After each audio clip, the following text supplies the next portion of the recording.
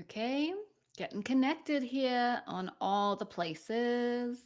I think I'm getting better at this, which is very exciting. Oh my gosh.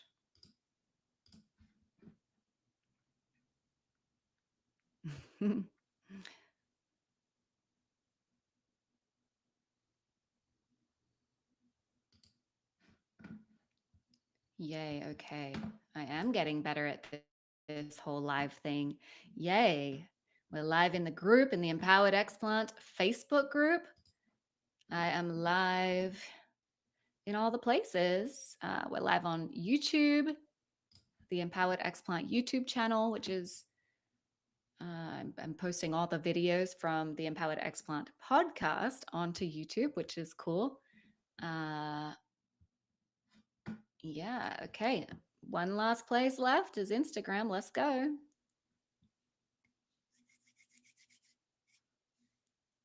Okay, live on Instagram, live on Facebook in the Empowered Explant Facebook group. Hello, my breasties.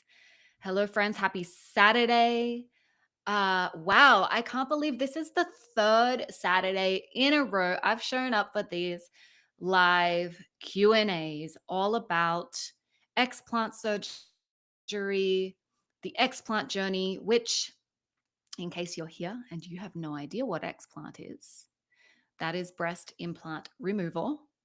And I hope that a lot of you who are here with me know exactly what explant surgery is, because you are on the journey of exploring if this is for you. And if you are here and you are on your explant journey, please drop a hello in the comments. Actually, drop a hey breastie in the comments, because we're breasties now, in case you don't know. And I'm excited for you to be here.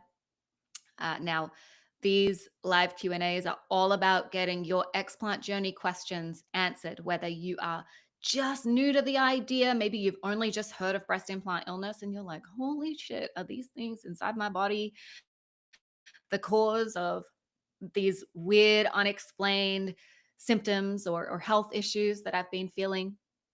Uh, Maybe you are already sure that you're ready to remove your implants and you're on the journey of exploring, planning, researching, getting your questions answered. Well, you are definitely in the right place. And maybe you've already got your surgery booked and you're coming up on your explant date and you're like, oh my gosh, there's so much swirling around in my head right now. And that is so normal. You are also in the right place here with me, because I love supporting you on this journey and helping you step into your explant day, your explant surgery, feeling confident, feeling ready. Uh, hey, breasty Janice. For those who don't know, Janice is my mom. She also explanted about a year after mine. And her journey has been incredible, to say the very least. And she's also here in the Empowered Explant Facebook group. She's an incredible support, uh, especially for women who are older and maybe have had their implants for like 20 years and are facing this transition, in their 50s, in their 60s, in their 70s. I know that that can look different at that age versus in your 30s, for example, your 40s. So, Janice, love having you here, Mama Koala. And if you could just, oh, hi, Anne. Nice to have you here as well. Welcome, Breasty. And if you can just drop in the comments if you can hear me okay. I mean, I'm guessing that y'all can hear me because you responded to um, the breasty comment. But if you can hear me okay, just let me know, because we're about to dive into some really good stuff. Really, really good stuff. I'm going to have a sip of my tea. And Well, first up, I'm drinking this, and I brought this out because I wanted to show you. I'm drinking this yogi tea, and it's so good. I'm new on it. I haven't had this flavor before. It's mandarin mint mindfulness. Helps support calm and clarity, which, when going live, you need both of those things because I can't edit my F ups, basically. So, need that clarity, need that calm because it gets a little bit nerve wracking coming on. Thank you for confirming you can hear me. Appreciate it. Appreciate it. All right. So let's dive in. First up, I love these teas because they give me affirmations. So I'm going to share this one with you all. It says, appreciate yourself and honor your soul. So for everybody that is here listening, whether you are live or if you're watching the replay, and if you are here for the replay, if you're watching this a day later, a week later, 2 months later, it doesn't matter because this all still applies. These questions and answers still apply. So if you are watching a replay, drop replay in the comments. Let me know where you're watching from, where you're tuning in from, where you are on your explant journey. I want these to be as interactive as possible, whether you're joining me live or watching the replay. And I want you all to feel this little teabag affirmation because I am. Appreciate yourself and honor your soul because I think that that is a really cool message actually for your explant journey. And I think the more that we can honor our souls, the more we can get past all of the superficial thoughts and fears and beliefs that kind of cloud our judgment when it comes to honoring our health, honoring our souls, and really appreciating the real you, the real us. Alrighty. That was just a little side rant because I'm feeling it today. Energy is feeling good. We have some really cool questions that have been sent to me, and I'm excited to dive in. So let's do that.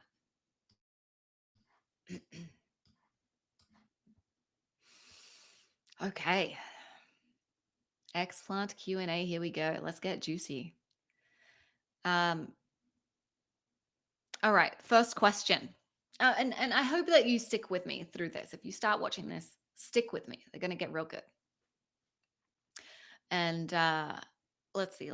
Does nipple sensitivity come back after an explant with a breast lift?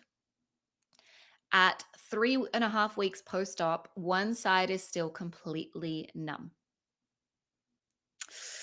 Ooh, first up, if you're watching this video and you've had issues with nipple sensitivity or any kind of, sensation loss in your breast at any part of this journey, whether it's after getting your implants in all the way through your journey, drop a me in the comments so that we can all feel that we're not alone in this, because I too have had nipple sensitivity issues. So I understand the concern here.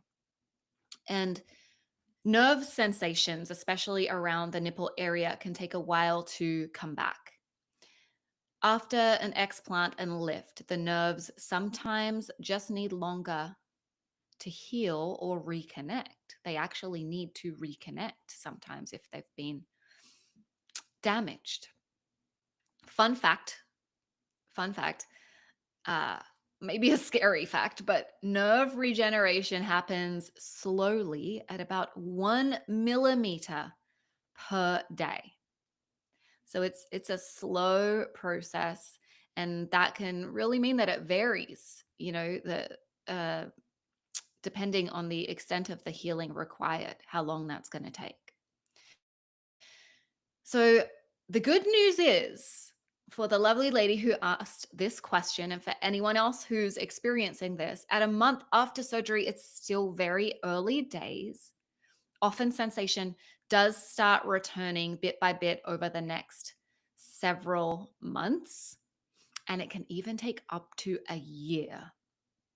I definitely recommend, first up, if you haven't, check in with your surgeon who can hopefully give you a more clear answer based on your actual procedure, right? They were inside your body. They were the one with the scalpel cutting you open and all of that. So they know what they saw, and hopefully they can give you a more clear idea. I know that. So when I had my surgery, it was very cool. I got a video of the entire procedure. It was really intense, but he actually showed where my nerves were in the video inside my chest cavity. And oh my goodness, like it just gives you a whole different appreciation for what's going on inside there. But I also want to mention that nerve regeneration can feel a bit strange too. So while we're on this topic, um, I want you to know what to expect or look for uh, as far as sensation goes, because this could mean that your sensation is coming back. So you might notice a tingling pins and needles sensation, similar to when your foot falls asleep and then wakes up again. Some feel little zaps or prickling feelings as the nerve reconnects, and that can be uncomfortable. It can kind of be almost a shock, like an electric shock inside your body, but it's usually a sign of healing. So it can be a really good thing. And I remember I had those kind of more sharp sensations as my nerves were healing and regenerating. You might also experience occasional sensitivity in the area or even a little itchy feeling. There might be some warmth. This is normal and it usually just comes and goes as the nerves continue to heal. It's all part of the process. Unfortunately, uh, I don't have to tell you all this. It's kind of what we signed up for when we decided to get implants to begin with, unknowingly. But if anything feels unusually painful or concerning, it's always good to check in with your surgeon to make sure everything's progressing well and that there's nothing, no issues going on there. But yeah, I think that's is a really good question. I didn't have a lift, but getting implants originally messed with my left nipple. No, my right. I'm terrible with lefts and rights. That is a fun fact about me. My right nipple sensitivity. And I did get a little improvement months after my explant surgery as the months went on, but it's still nowhere near what it was. Um, Sometimes it's even a little painful, to be honest. Unfortunately, it's something I've had to learn to live with and accept. And it ends up sometimes being one of the things that I kind of end up beating myself up for getting implants to begin with. Like, oh, why did I do this to my body? My nipples were great. So be sure to give yourself grace and honor the emotions that you're feeling around this. I know it can be scary and super frustrating. We love our nipples. I mean, they are great for so many reasons. And this can be, yeah, a scary part of the process. So speak to your surgeon. That might help bring some peace of mind. And I'm sending your nips lots of love and healing energy. Okay. Anne, I see you dropping some questions in here. Let's see. Anyone else had implants removed and they were going to have a massive scar, no nipples and or breasts? Because I have my nipples and I love the way I look with clothes on.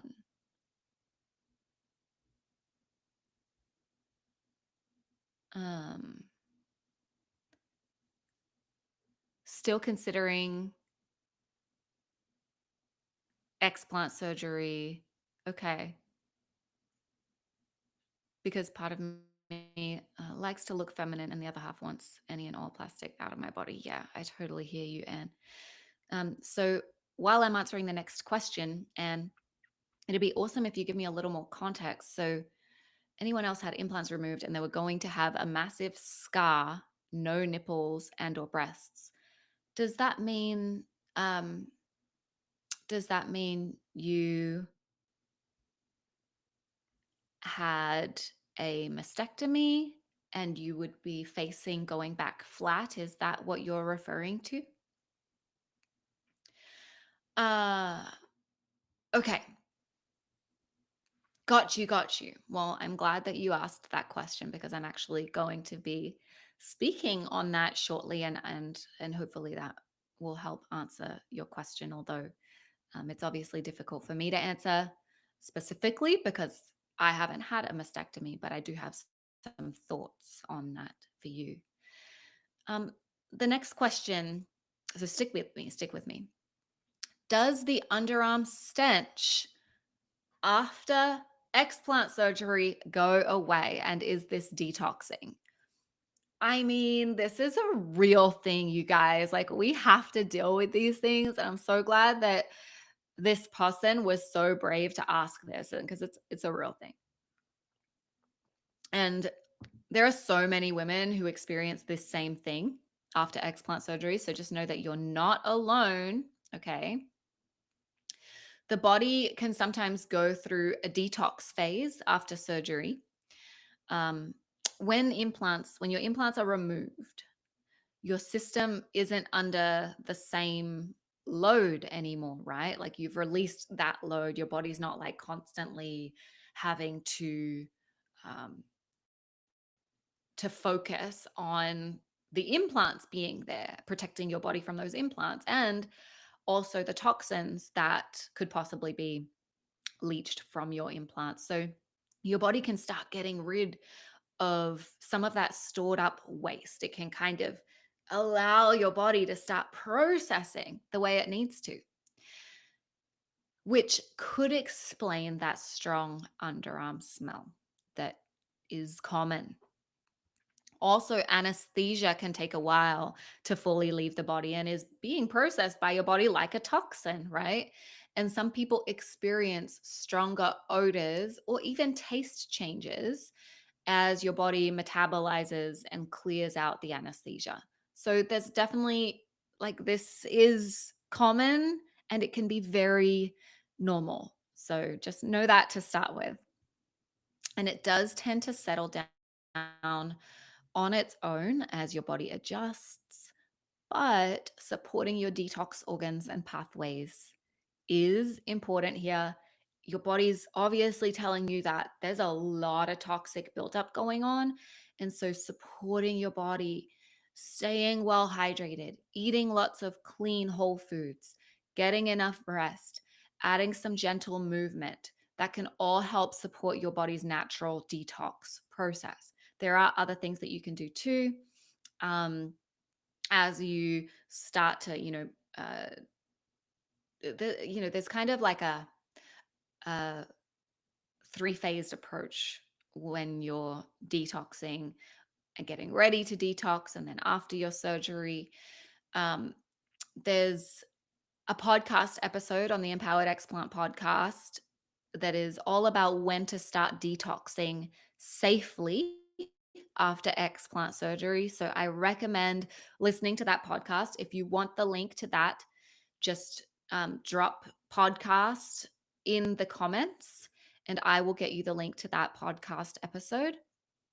Um, but yeah, I mean, just really those basics of looking after yourself and removing any extra toxins from your environment that you can. I mean, starting to pay attention to what you're putting on your skin, what you're eating, especially, for example, when it feels tempting, especially right now, you've got this smell, right? So when it feels tempting to slather on the antiperspirant deodorant, if you aren't already using a non toxic aluminum free deodorant, you should definitely make the switch.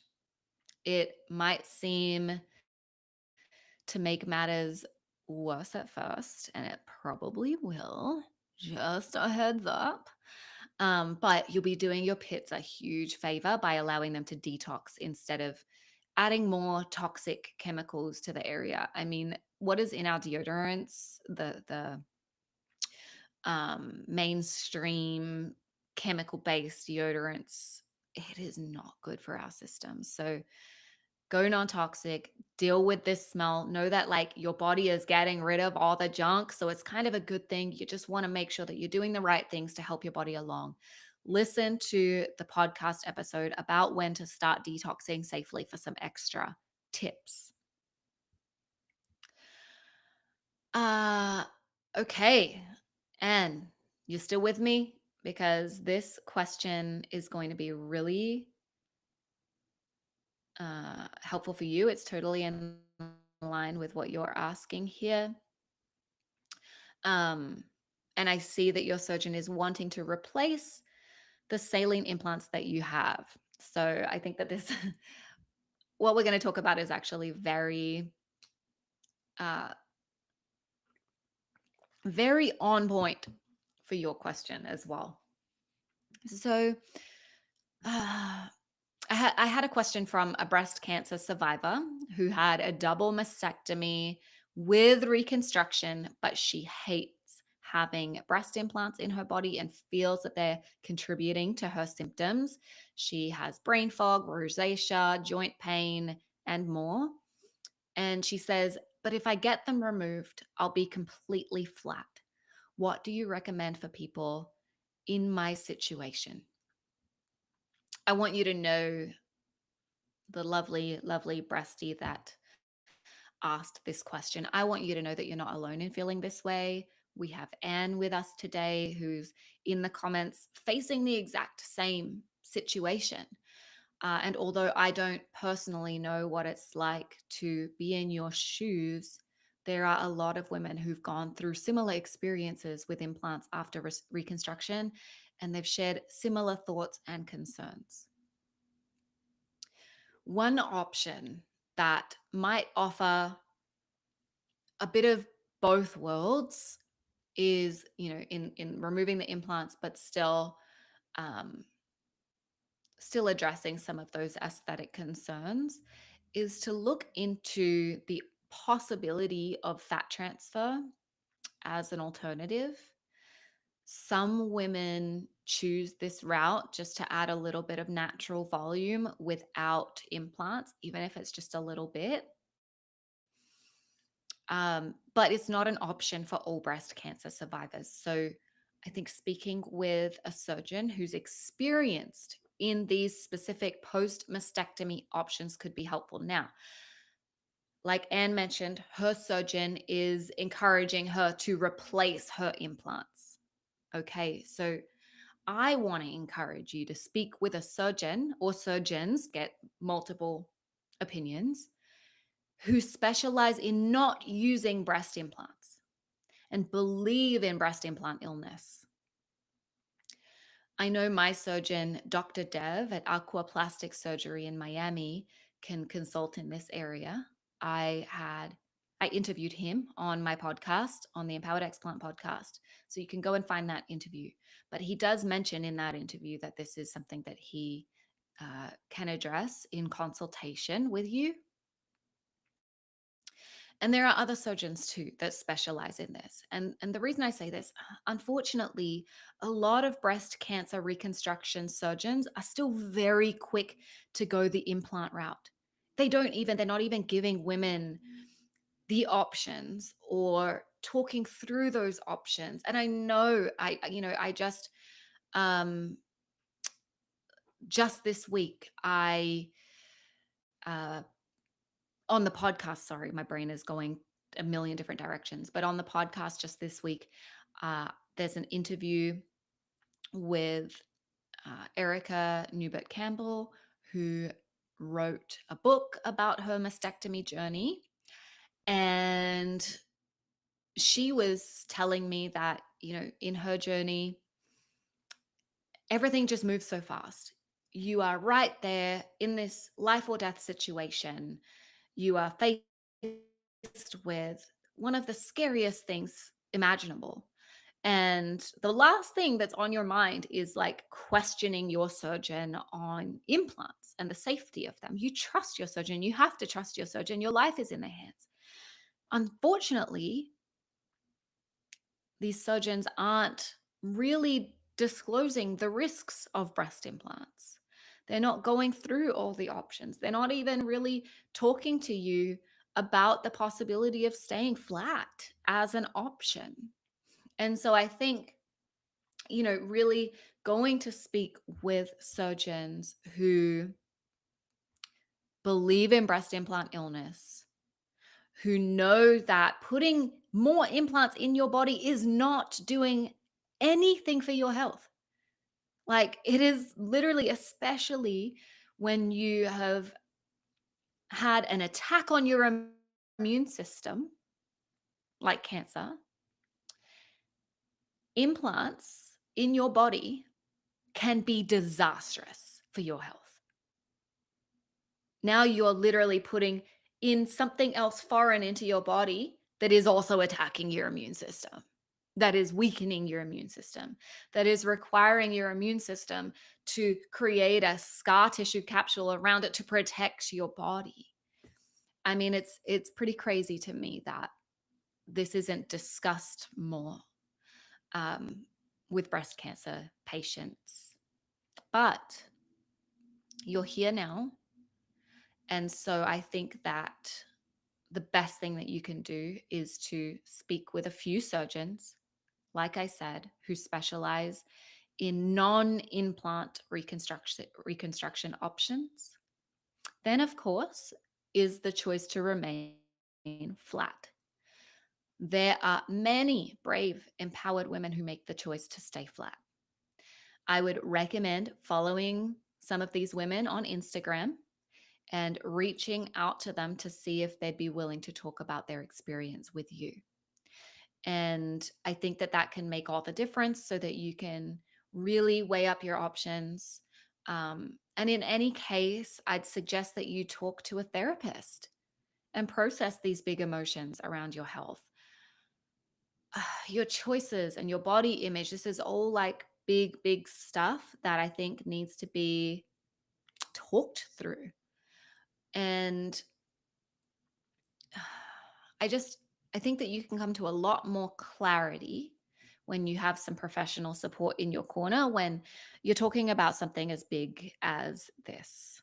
You shouldn't have to have all of this just weighing on your own shoulders, and talking to someone outside of your family, outside of your partner, your husband, your partner. I think talking to somebody on the outside who can really professionally help you move through everything that's on your mind can really help getting some of this off your chest, if you know what I mean. And whatever choice you make, remember it's about what feels best and healthiest for you. And I think prioritizing your health is a big one here. Prioritizing your life, your quality of life going forward is a big one here. So if you get implants again, you're going to be back in this situation again because they aren't lifetime devices, as we've all found out. So they're going to need replacing at some point again, or removing at some point again. You might face health issues. There could be rupture. I call them ticking time bombs. And I support everyone's decision because at the end of the day, like I said, I'm not in your shoes. I haven't had a mastectomy and I can't even imagine what that decision would feel like. Um, I think knowing myself, I would probably go down the path of exploring non-implant options like fat transfer and seeing if that's right for me.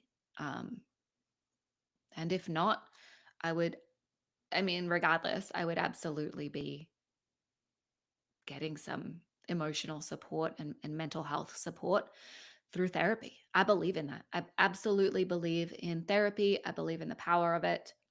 And I believe that this whole journey is so emotional, whether you've had a mastectomy, whether you're a cancer survivor or not, and you are on this explant journey and you don't really know what you're going to face after removal of your breast implants. Man, don't do it alone. Like, this is not this is a big deal. And our feelings are a big deal. It's so crazy to me how so many women just kind of like brush it off and kind of bury it and feel ashamed for feeling what they're feeling, um, and don't really focus on that. But I we deserve to really show up for ourselves and our emotions through this journey as much as we need to show up for ourselves physically through this journey. And if you're still here with me, was that helpful for you? And did you have any follow up questions as far as that goes? I really, really appreciate you being here and for sharing and for dropping your question in the comments and sharing some of your journey. I'm sure that a lot of women who watch this replay will find a lot of value in this and will appreciate not feeling alone. Ooh, this tea is hitting. Okay. All right, this is the last question. So thank you for being here with me. Um, this one's really interesting, actually. And it's one that if you're not in this boat, it's a good one to know about so that you can plan accordingly. But the question is, do you have any resources or info about falling pregnant after explant or fat transfer? Just wondering about fat survival and if the scars will get worse. So pregnancy brings about a lot of changes, especially hormonally, and that can impact your body in so many ways, as I'm sure you've recognized by now in your pregnancy.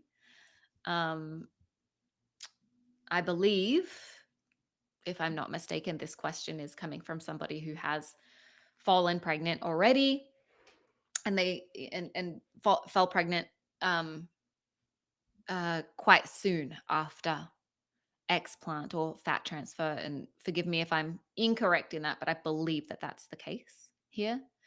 Um, and so with fat transfer, the retention of the transferred fat can vary.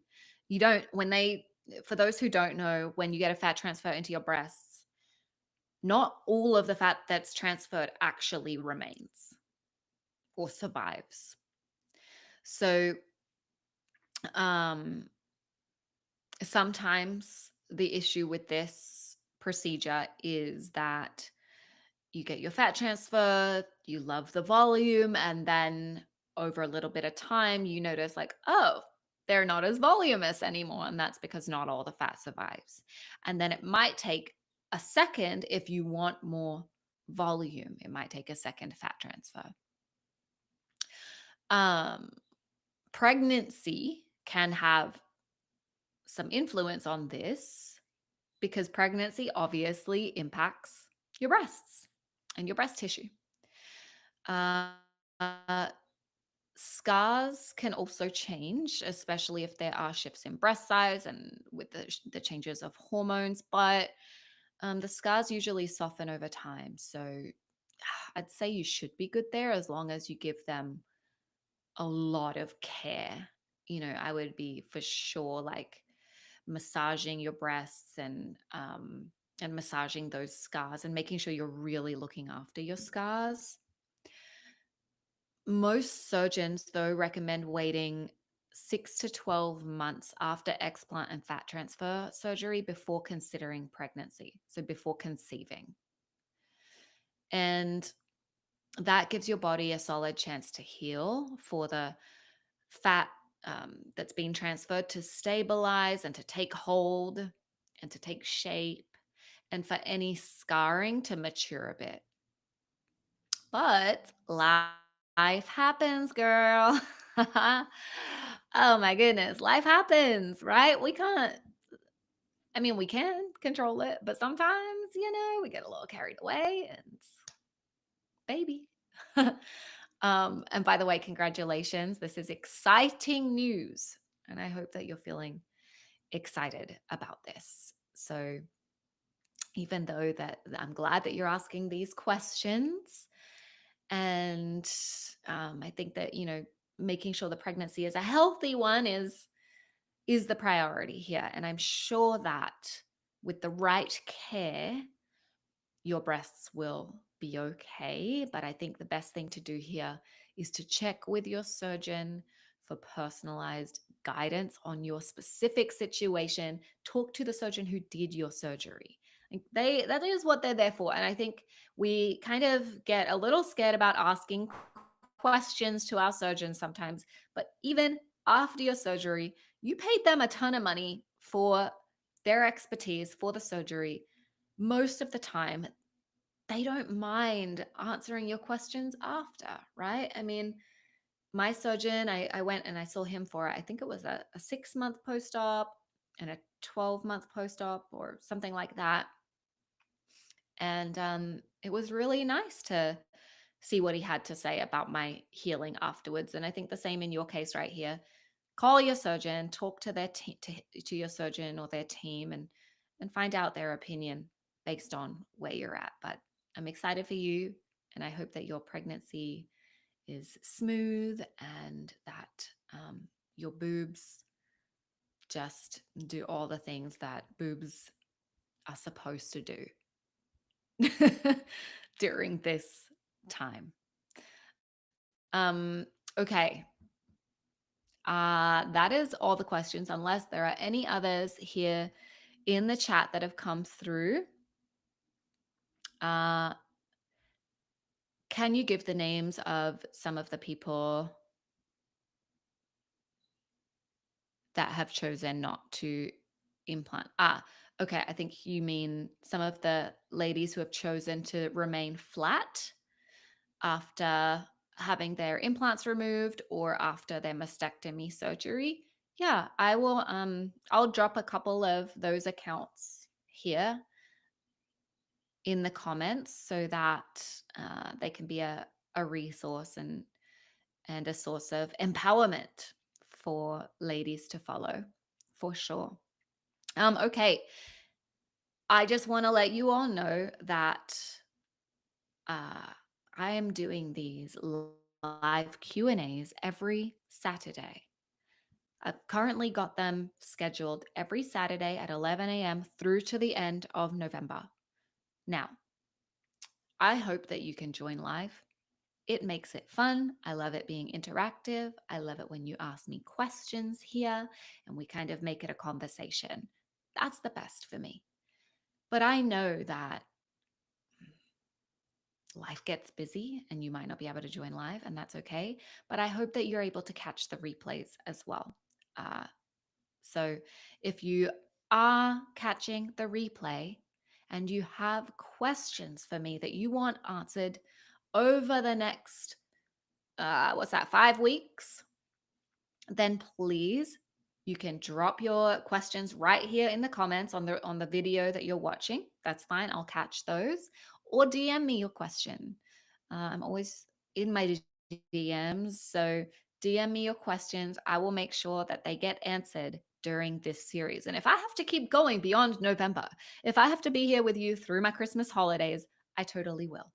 I want to get your questions answered. And I think this is a really fun way of bringing these questions to everybody, because I think that a lot of us have the same questions on this journey or face the same challenges. And it's just so helpful to be able to get these questions answered for all of you.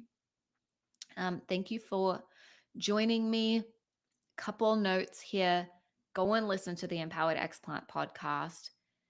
It answers so many of your questions. You can literally go to it and go to explantpodcast.com. And you could go to that. You could just scroll through all of the episodes and then just land on something that speaks to you. Like, I guarantee you there is an episode there that is going to answer a question you have on this journey.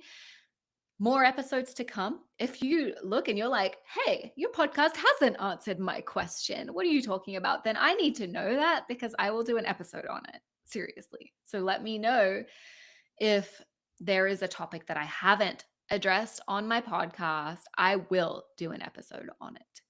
Um, and yeah, so the Empowered Explant podcast, a great resource for you. Then there's also the Empowered Explant website. So if you go to empoweredexplant.com, there's a ton of free resources there. There's a whole resources page that will lead, like, if you want a rabbit hole to go down, girl, go there, because it's information that's being curated. It's information that is trusted. There's just so much out there. But if you go there, you'll find some really helpful resources that can kind of take you down a structured rabbit hole. And I'm here as a resource for you too.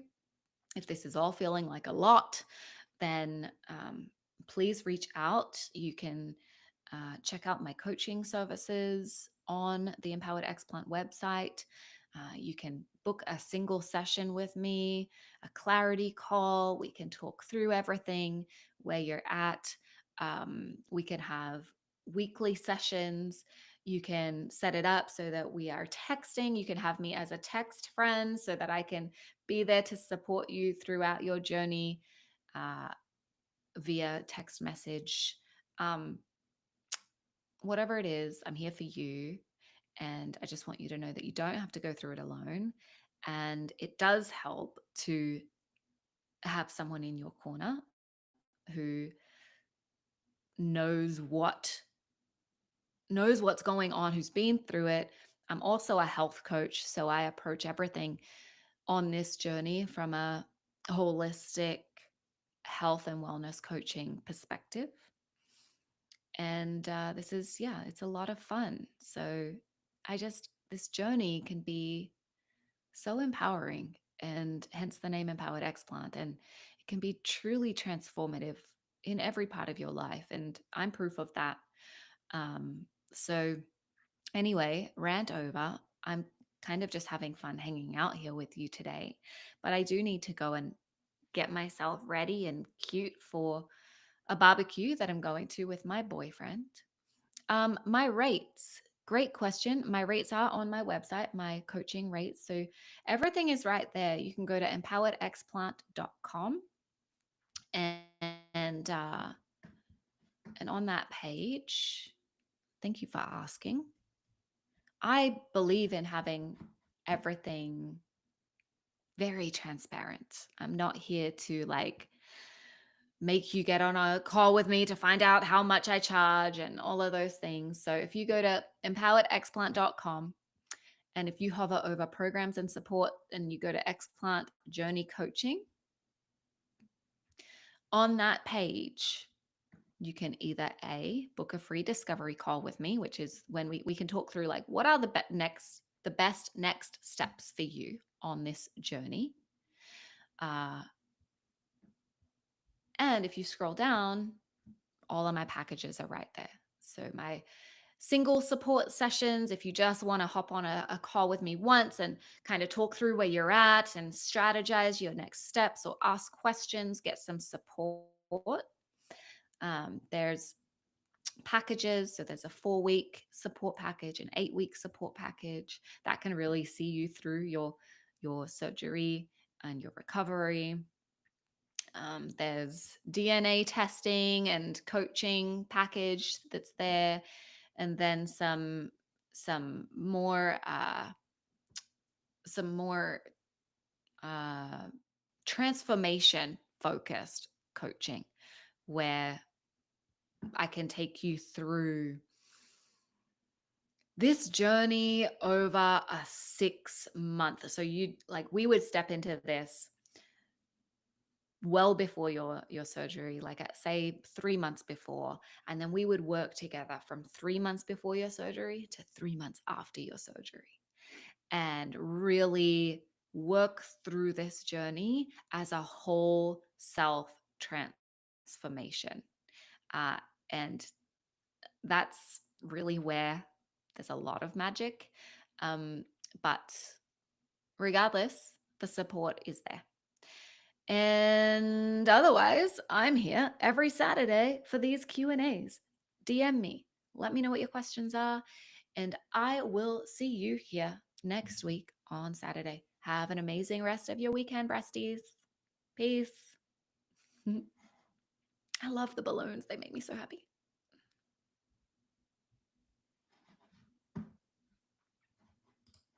Oh, and for you guys too. I was pointing at Instagram, but in case you didn't get the balloons, there we go. Balloons. Lots of love.